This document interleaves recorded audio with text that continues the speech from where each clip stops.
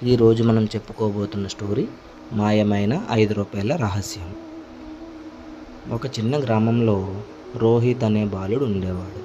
అతను స్కూలు నుంచి నడిచి వస్తుండగా దారిలో రూ. 5 నాణెం కనిపించింది. దానిని కాలుతో తన్నాడు.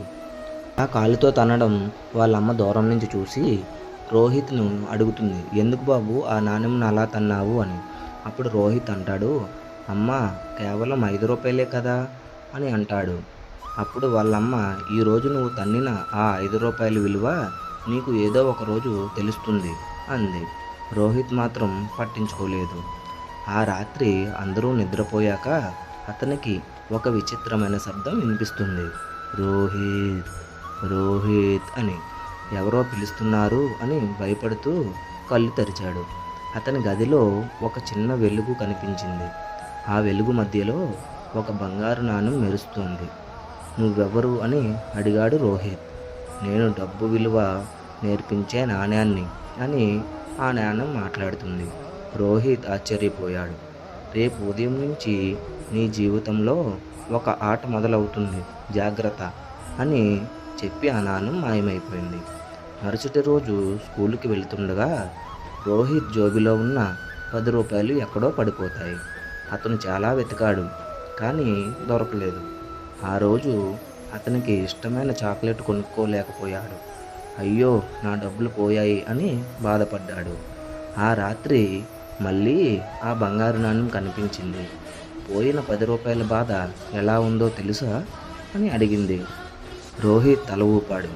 అలాగే నిన్న నువ్వు తన్నిన రూ. 5 విలువ ఉంది అని చెప్పింది.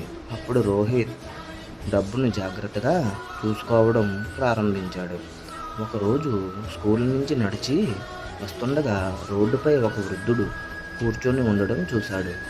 ఆయన చాలా ఆకలితో కనిపించాడు. రోహిత్ దగ్గర ఉన్న రూ. 20తో బిస్కెట్ ప్యాకెట్ కొని ఇచ్చాడు. అప్పుడు వృద్ధుడు ఆనందంగా ఆశీర్వదించాడు.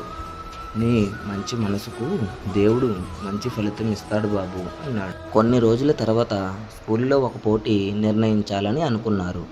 రోహిత్ కూడా పాల్గొన్నాడు. కానీ అందరూ నవ్వారు. నువ్వు గెలుస్తావా అని. రోహిత్ కష్టపడి సిద్ధమయ్యాడు. రోజూ చదివాడు, సమయాన్ని వృధా చేయలేదు. చివరికి పోటీ రోజు వచ్చింది. ఫలితాలు ప్రకటించారు. మొదటి బహుమతి రోహిత్ అని ప్రిన్సిపల్ చెప్పగా అందరూ చప్పట్లు కొట్టారు. రోహిత్ ఆనందంతో స్టేజ్ పైకి వెళ్ళాడు. రూ. 5,000 బహుమతి అందుకున్నాడు. ఆ రాత్రి మళ్ళీ ఆ బంగారు నాణెం కనిపించింది. ఇప్పుడు నీకు అర్థమైందా అని అడిగింది. ఏమిటి అన్నాడు రోహిత్. డబ్బు విలువ కేవలం దాన్ని ఖర్చు చేయడంలోనే కాదు, దాన్ని సంపాదించడంలో, దాచుకోవడంలో, మంచి పనికి ఉపయోగించడంలో కూడా ఉంది అంది.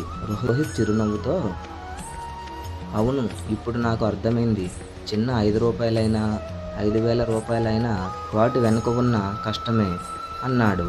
ఆ మాట విన్న వెంటనే బంగారు నాణెం ఒక వెలుగులా మారి ఆకాశంలో కనిపించింది. ఆ రోజు నుంచి రోహిత్ రూ. 1 కూడా వృధా చేయలేదు.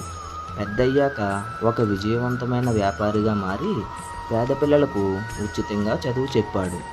నీతి: డబ్బు చిన్నదా పెద్దదా అనేది ముఖ్యం కాదు, దాన్ని సంపాదించడానికి చేసిన కష్టం, దాన్ని ఉపయోగించే విధానం ముఖ్యం.